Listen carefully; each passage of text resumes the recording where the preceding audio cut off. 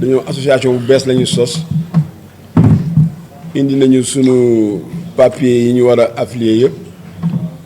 mais daf ci am benn loo xam ni il fallait ñu waxtaane ko pour mën a finaliser loolu moo ma fi indi waaw. waaw loolu c'est interne ak CNG bi loolu moom c'est du affaire bu bëre mais ci affaire administration la. kon daal li mën a jàpp mooy norme yi tax combat bi yëpp am yow seen côté matal yëpp. waaw ci kàttanu yàlla matal nañ ko waaw. nan ngeen nar a waajal nag seen diggante ak Siteu ndax ku ne xam ne nag Papa dafa sos lu bees muy équipe nekk loo xam ne lu am solo la ci carrière am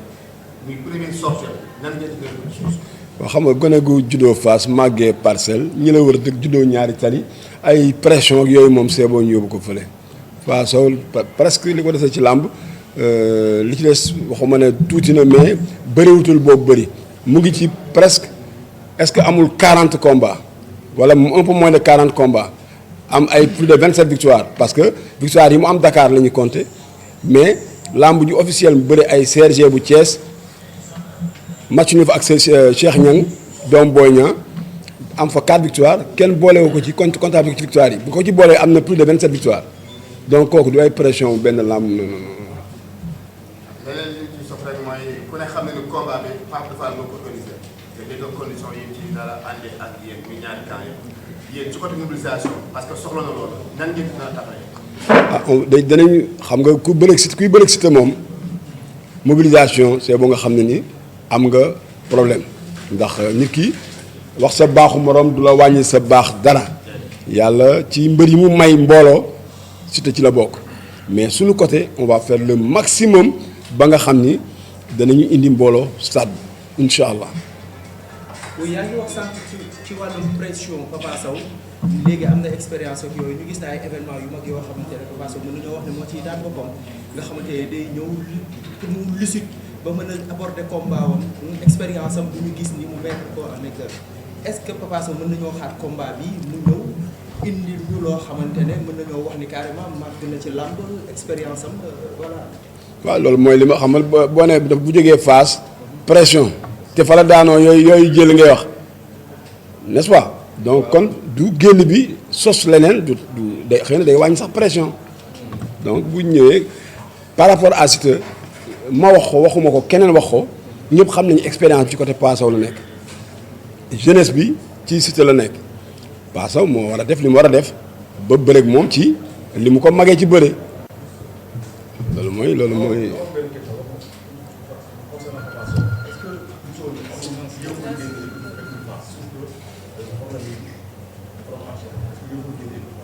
non bu doon Papa Sow la du génn écurie Fass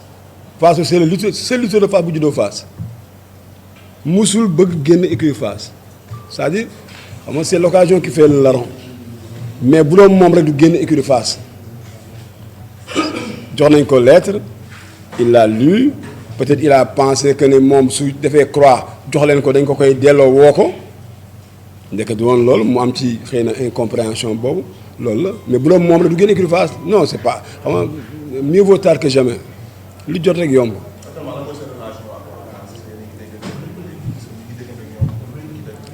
ah je sais pas si xam nga relation personnelle ak waa Fass bon moom moo koy dox man xaw ma relation yi ma amoon ak ñëpp moom laay garder ak ñëpp c'est-à-dire respect moo am sama ñeme par exemple si je prends le cas du président Abbas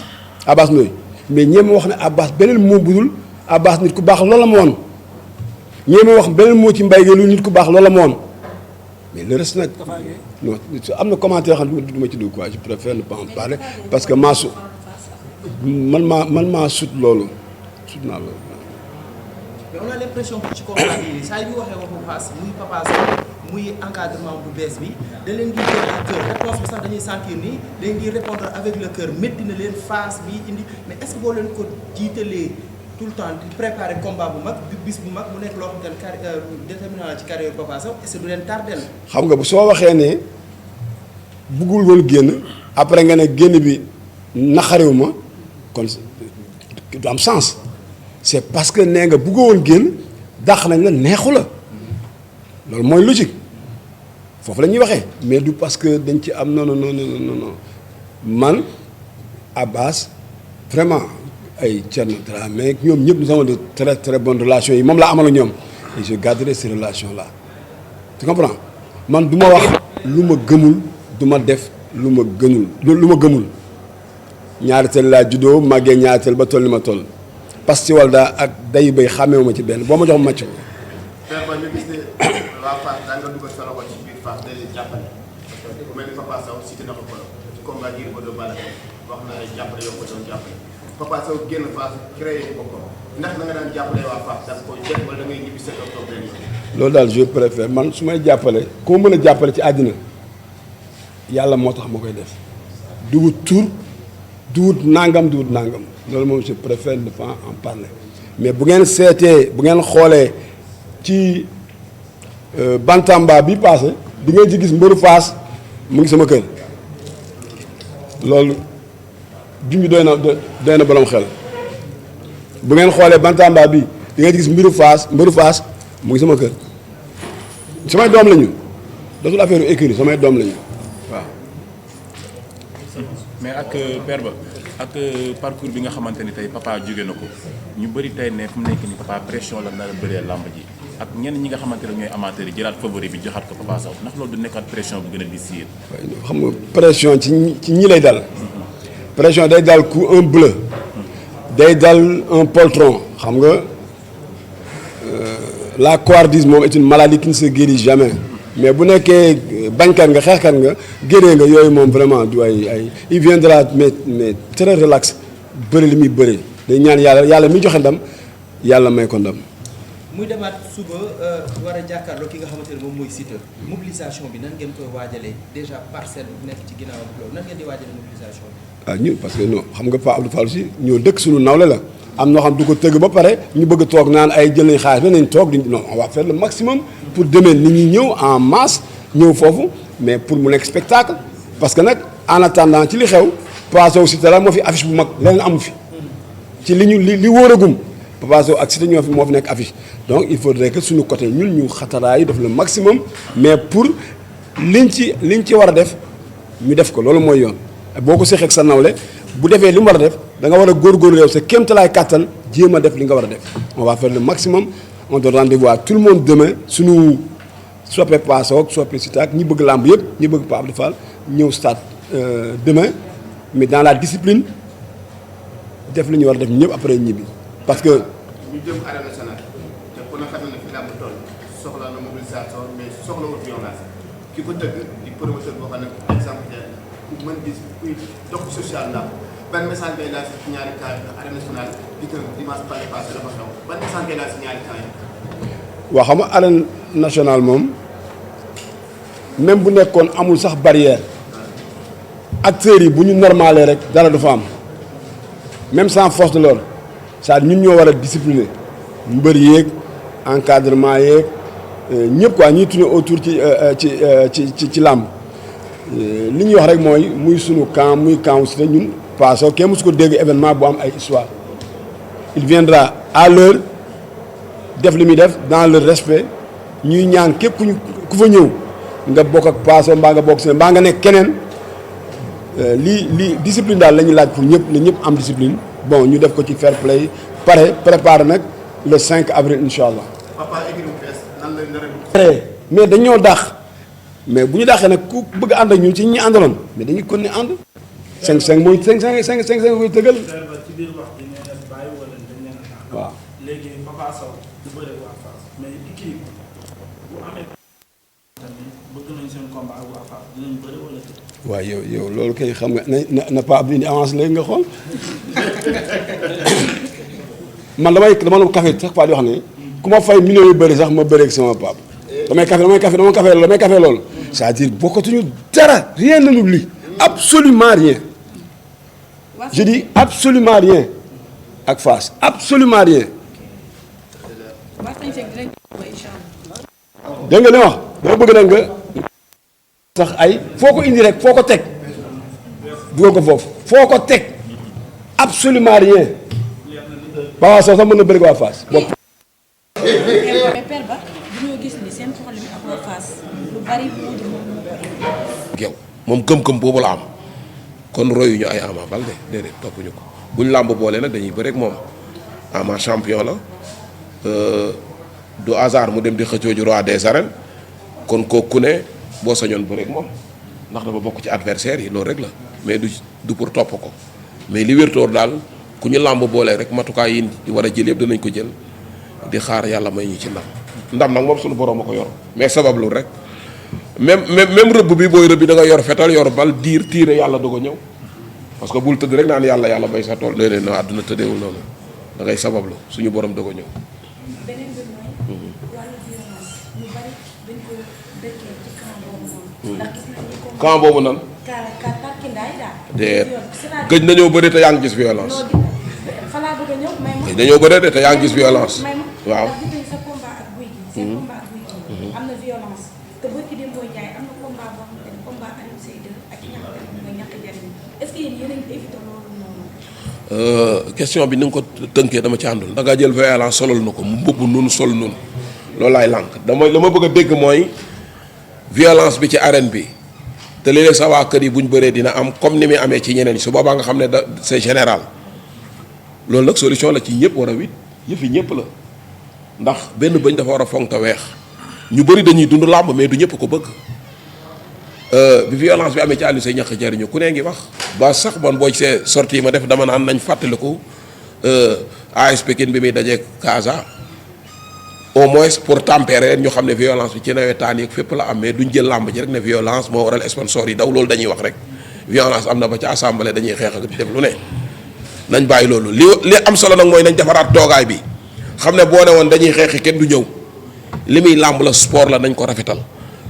tey mbër mi bu la yàqalee sa làmb xëy suba liggéey moo xam liggéey bi muy yëngu yow nga xëy def lan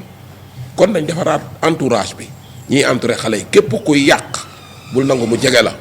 ndax làmb nga am bul nangu ñu yàqal la ko loolu conseil la bu ñuy jox ñëpp man même bu dul sama waa kër su ma gisee nit ñi xeex ci tribune damay am lu ma naqari ndax man damay dund làmb dama ko bëgg man su ma sañoon benn làmb du yàqu bañ naa ko ba ko attaqué làmb ma dal ci sa kaw gis nga entrepreneur bi doon defar stade Demba Diop daanañ ko attaqué ci ay émission ba mujj day mujj naan Malick Thiandoum sa kii dafa may attaqué ndax booba daf ne synthétique bi bu ci mbëri tuusee yàq ci du dem 10 ans ma ne ko dañ ko war a nangu jox ko keneen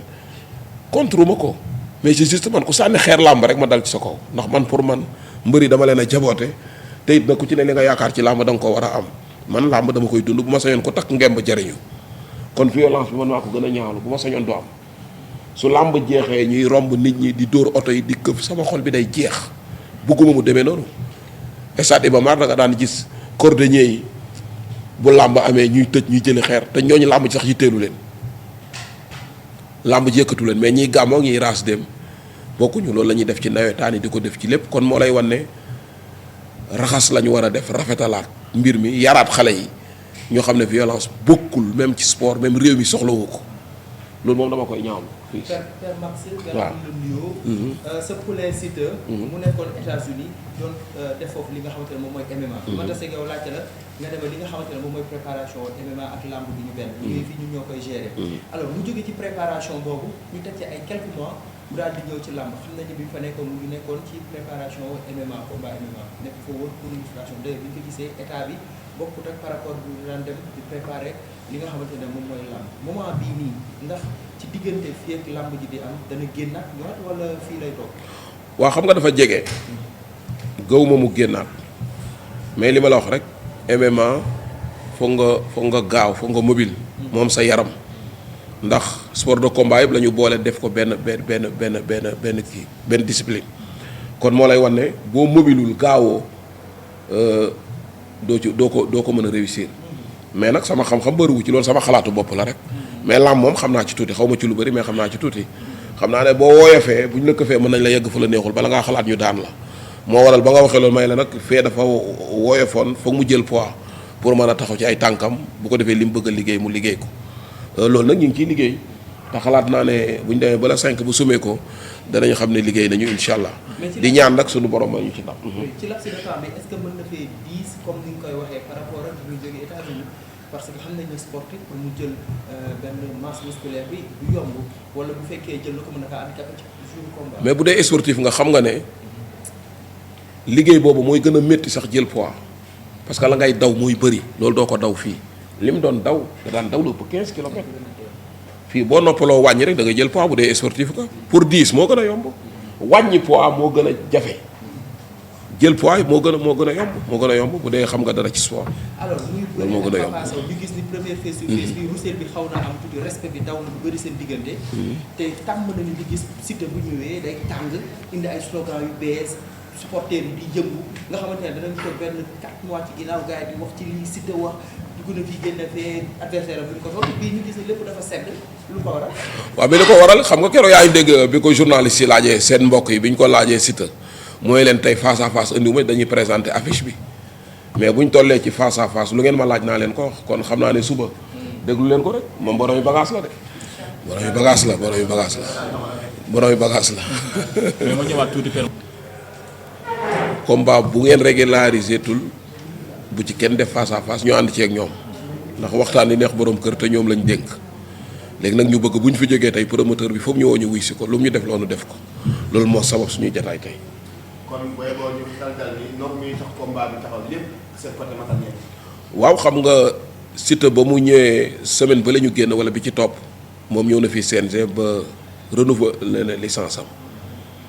bi ma ñëw indi laa ko Papa Sow moo desoon ndax écurie bu bees bi mu sos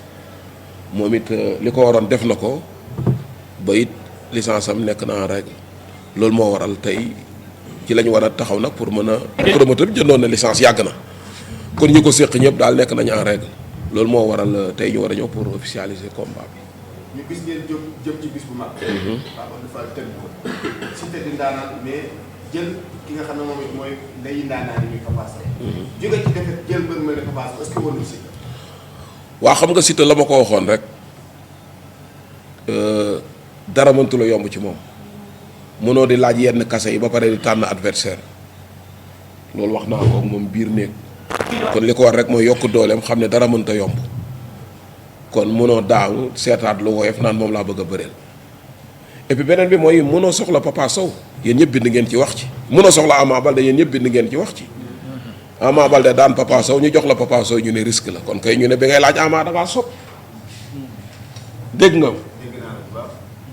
baax na jërëjëf. ñëpp ñu def analyse ñu ci bëri daan na Papa Sow su ko xeex moo gën a xeex mën a xeex bu jaaree moo gën a gaaw moo gën a vif te moo bëri loolu yow en tant que manager entraîneur loolu ci li ma la mën a tënkal mooy jëluñu combat bi pour daanu buñ ci xalaatoon daanu duñ ko jël xalaat nañu ne dañ cee war a jaar dem witi leneen ba adversaire beneen bi ñu war a jël sax ñu ngi ciy xalaat ak def suñuy jàngat waaw buñ jógee ci combat bi c'est juste pour won la rek ne la xalaatuñ ci daanu te buñ gëmutoon ne mën nañ cee génn duñ ci dugg donte champion la nag sportif la xam nga ku bëre lu jege ay 30 combats miin nga bés ndaanaan la mbër la mu ñëpp respecté